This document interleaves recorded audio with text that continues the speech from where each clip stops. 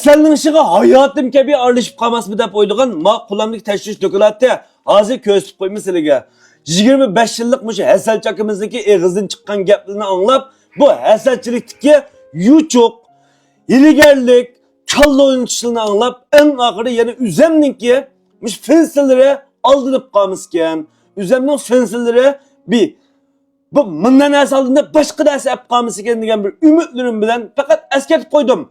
Ben palana eselçi anda, pustana eselçi anda, manda degan gapni men qilmayman. Fakat ve fakat bana işini tıkan, az tuqqanlarım, bana işini tıqqanlarım tuqqanlar qilib qolsa, fakat onunuzga ya dadınızga bir qutidan mushu İlyas akamning o'zi ishlab chiqargan 25 yıllık Hasalchi bu adam. Konu Şinjan'daki Hasalchi'den Xotan'daki İlyas Hasalchi deb so'rab baksanız butu.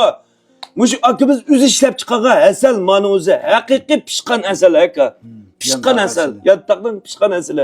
Mushu Hasaldan bir qutulam setib, mushu akamning Hasalini bir yapıqınla. Uning kendin boshqalardan olgan Hasal bilan o'xshash yattaq Hasalni. Shunday-ku. Ikki Hasalni bir yerga akilib, selishtirib biqib, mani bir yapıqınla.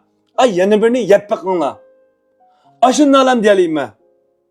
Eğer muş Hasalga mening ihtiyacım var degan tuqqanlarımızla qolib qolsa, oddiysi maninki payliq tarkibleri ülep ketmisin. Bak Hasal degan qaynab ketsa butqan narsa emaskan, qizdirib qachilayotgan zavodda mush akimiz eng oddiysi bidin-bi shu zavoddagi muhitning o'zida shu zavod ishchilari bidin-bi qo'shiqlab qachilagan Hasalkan haqi bu. Qağınığı mışı Hasal özü sözləydi muşu kabnikki doyunu semen pəski aytaq qoydum. Qağınığı ünlüdarınız dep bir ha?